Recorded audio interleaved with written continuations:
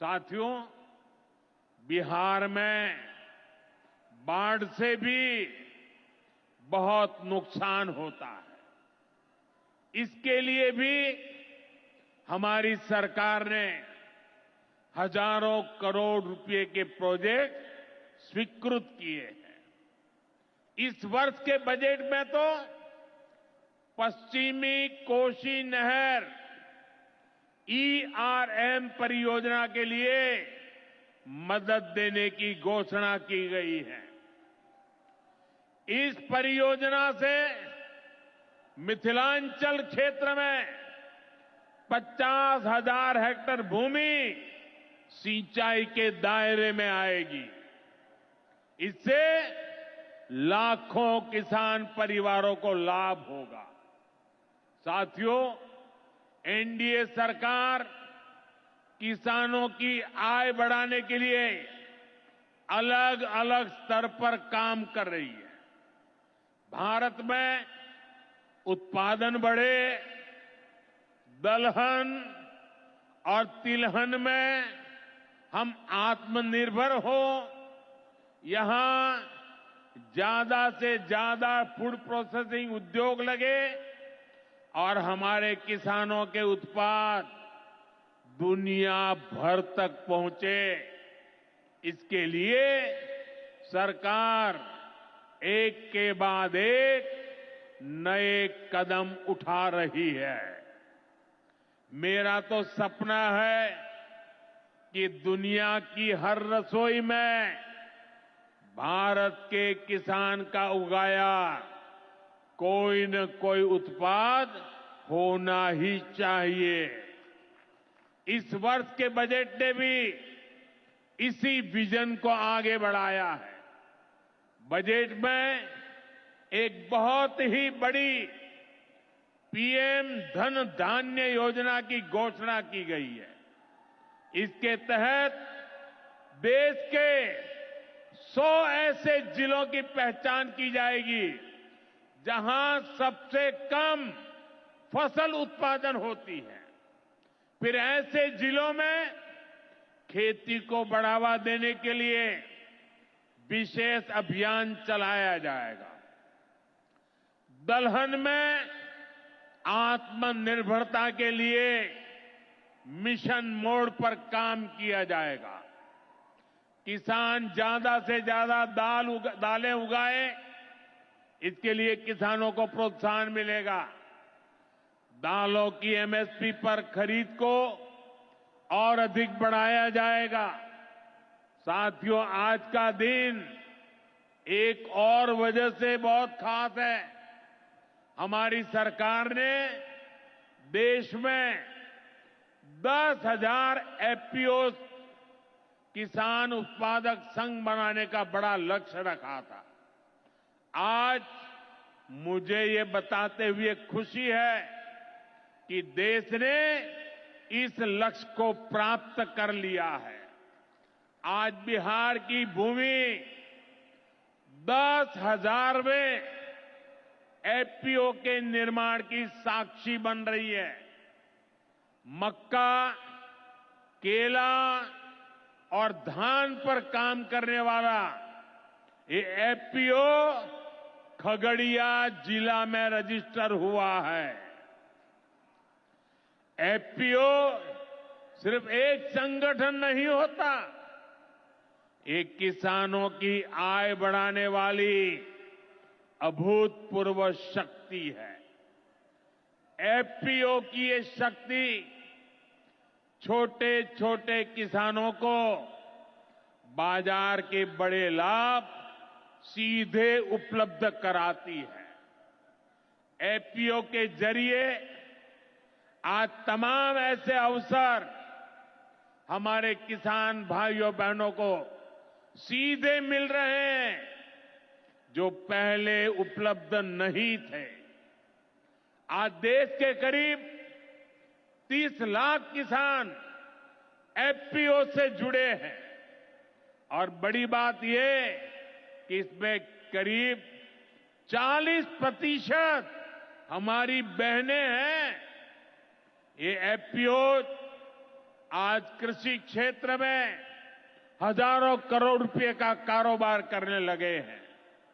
मैं सभी 10,000 एफपीओ के सदस्यों को भी बहुत बहुत बधाई देता हूं। साथियों, एनडीए सरकार बिहार के औद्योगिक विकास पर भी उतना ही बल दे रही है।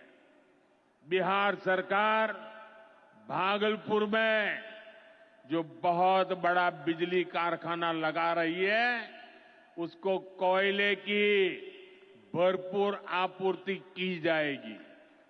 इसके लिए केंद्र सरकार ने कोल लिंकेज को स्वीकृति दे दी है। मुझे पूरा भरोसा है कि यहां पैदा होने वाली बिजली बिहार के विकास को नई ऊर्जा देगी। इससे बिहार के नौजवानों को रोजगार के नए अवसर मिलेंगे। साथियों, पूर्वोदय से ही विकसित भारत का उदय होगा और हमारा बिहार पूर्वी भारत का सबसे अहम स्तंभ है। बिहार भारत की सांस्कृतिक विरासत का प्रतीक है।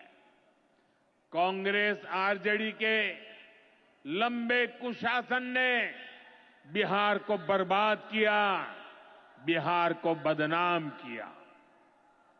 लेकिन अब विकसित भारत में बिहार का वही स्थान होगा जो प्राचीन समृद्ध भारत में पाटलिपुत्र का था।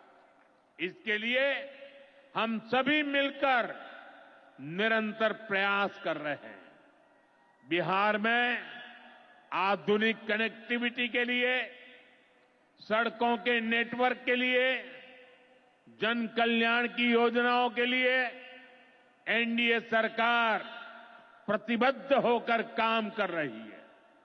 मुंगेर से भागलपुर होते हुए मिर्जा चौकी तक करीब 5,000 करोड़ रुपए की लागत से नया हाईवे भी बनाने का काम शुरू हो रहा है।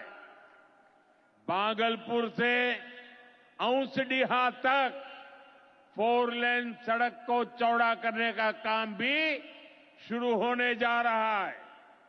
भारत सरकार ने विक्रमशिला से कटारिया तक नई रेल लाइन और रेल पुल को भी स्वीकृति दे दी है।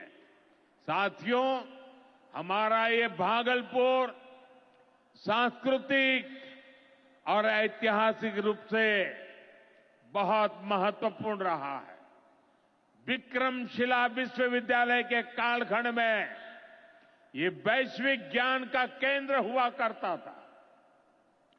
हम नालंदा विश्वविद्यालय के प्राचीन गौरव को आधुनिक भारत से जोड़ने का काम शुरू कर चुके हैं। नालंदा विश्वविद्यालय के बाद अब विक्रमशिला में भी सेंट्रल यूनिवर्सिटी बनाई जा रही है। जल्द ही केंद्र सरकार इस पर काम शुरू करने वाली है। मैं नीतीश जी, विजय जी, सम्राट जी सहित बिहार सरकार की पूरी टीम को बधाई देता हूं। आप इस प्रोजेक्ट से जुड़ी जरूरतों को पूरा करने में तेजी से जुटे हैं। साथियों, एनडीए सरकार भारत की गौरवशाली विरासत के संरक्षण और वैभवशाली भविष्य के निर्माण के लिए एक साथ काम कर रही है। लेकिन ये जो जंगल राज वाले हैं, इनको हमारी धरोहर से, हमारी आस्था से नफरत है। इस समय प्रयागराज में एकता का महाकुंभ चल रहा है। ये भारत की आस्था का, भारत की एकता और समरसता का सबसे बड़ा महोत्सव है। पूरे यूरोप की जितनी जनसंख्या है, उससे भी ज्यादा लोग अब तक एकता के इस महाकुंभ में डुबकी लगा चुके हैं, स्नान कर चुके हैं। बिहार से भी गांव-गांव से श्रद्धालु एकता के इस महाकुंभ होकर आ रहे हैं। लेकिन ये जंगलराज वाले महाकुंभ को ही गाली दे रहे हैं। महाकुंभ को लेकर भद्दी भद्दी बातें कर रहे हैं। राम मंदिर से चिढ़ने वाले लोग महाकुंभ को भी कोसने का कोई मौका नहीं छोड़ रहे हैं। मैं जानता हूं महाकुंभ को गाली देने वाले ऐसे लोगों को बिहार कभी भी माफ नहीं करेगा। साथियों, बिहार को समृद्धि के नए पथ पर ले जाने के लिए हम दिन रात ऐसे ही मेहनत करते रहेंगे। एक बार फिर देश के किसानों को और बिहार वासियों को बहुत बहुत बधाई। मेरे साथ बोले, भारत माता की, भारत माता की। बहुत बहुत धन्यवाद।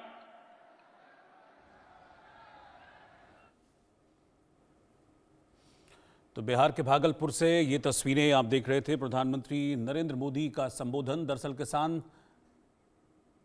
सम्मान निधि की एक नई किस्त जारी करते हुए प्रधानमंत्री नरेंद्र मोदी ने यहां किसानों को संबोधित किया है।